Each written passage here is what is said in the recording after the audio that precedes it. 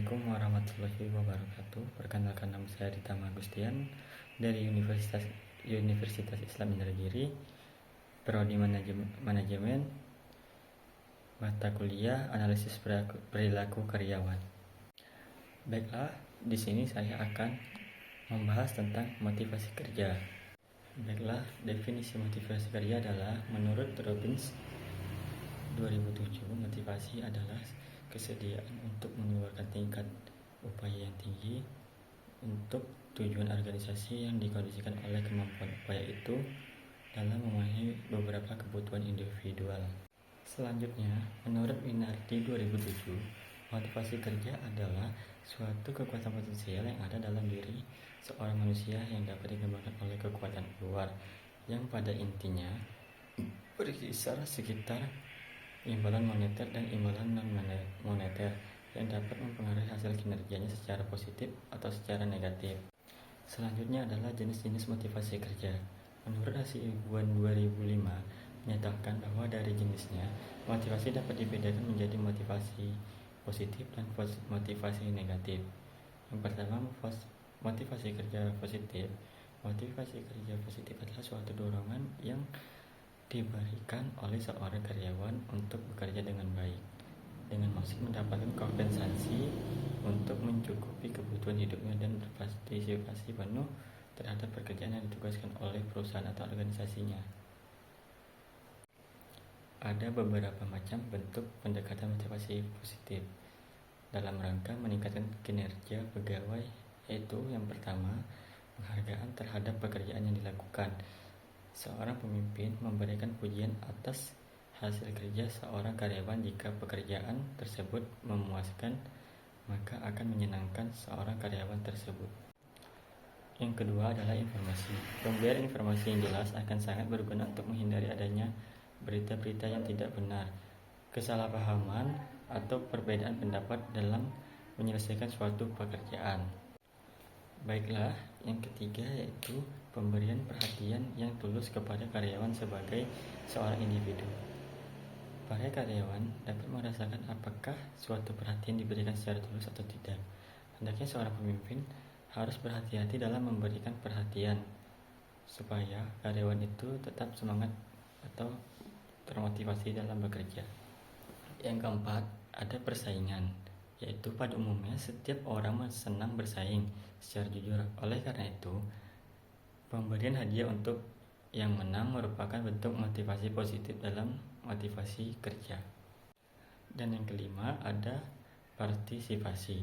Dijalankannya partisipasi akan memberikan manfaat seperti dapat dihasilkan suatu keputusan yang lebih baik. Dan yang terakhir dalam motivasi kerja positif yaitu kebanggaan. Penyelesaian suatu pekerjaan yang dibebankan akan menimbulkan rasa puas dan bangga, terlebih lagi jika pekerjaan yang dilakukan sudah disepakati bersama. Baiklah, yang kedua ada motivasi kerja negatif.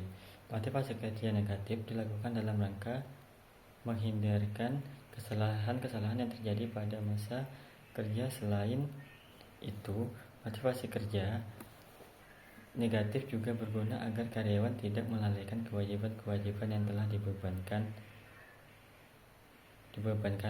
Bentuk motivasi kerja negatif dapat berupa sanksi, skor, penurunan jabatan, atau pembebanan denda. Yang pertama, motivasi internal. Motivasi internal timbul pada diri pekerja waktu dia menjalankan tugas-tugas atau pekerjaan dan bersumber dari dalam diri pekerjaan itu sendiri. Dengan demikian, berarti bahwa kesenangan pekerja muncul pada waktu dia bekerja dan dia sendiri menyenangi pekerjaan itu. Motivasi dari dalam diri individu, karena memang individu itu mempunyai kesadaran untuk berbuat. Baginya berbuat adalah suatu kewajiban, laksana makan sebagai kebutuhan dan paksaan, ancaman atau imbalan yang bersifat eksternal lainnya. Memang penting, akan tetapi tidaklah lebih penting dibandingkan aspek-aspek non-material. Yang kedua yaitu motivasi eksternal. Motivasi eksternal adalah motivasi yang muncul sebagai akibat adanya pengaruh yang ada di luar pekerjaan dan dari luar diri pekerja itu sendiri. Motivasi dari luar biasanya dikaitkan dengan imbalan, kesehatan, kesempatan cuti, program rekreasi, perusahaan, dan lain-lain. Pada konteks ini, manusia organisasional ditempatkan sebagai subjek yang dapat didorong oleh faktor luar. Manusia bekerja karena semata-mata didorong oleh adanya sesuatu yang ingin dicapai dan dapat pula bersumber dari faktor-faktor di luar subjek. Baiklah, selanjutnya ada dimensi dan indikator motivasi kerja. Menurut Wibowo 2011, dimensi dan indikator motivasi adalah yang pertama, kebutuhan untuk berprestasi.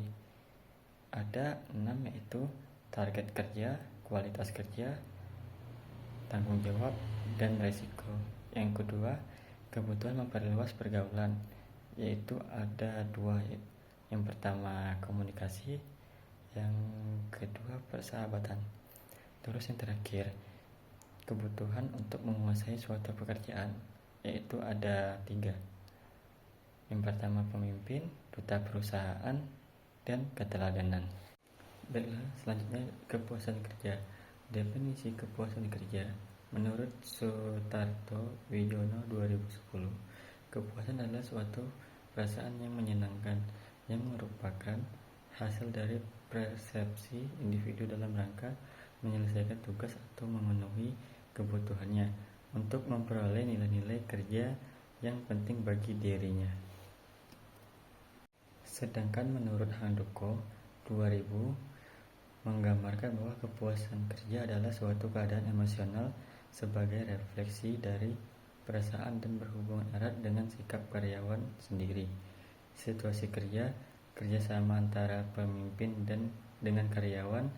Hal ini akan tampak dari sikap positif karyawan terhadap pekerjaan dan segala sesuatu yang dihadapi di lingkungan kerjanya. Selanjutnya adalah indikator kepuasan kerja. Menurut Anwar 2009, indikator kepuasan kerja yaitu yang pertama, kesesuaian. Seorang akan merasa kepuasan bila apa yang didapat seseorang lebih dari apa yang diharapkan. Yang kedua, rasa adil.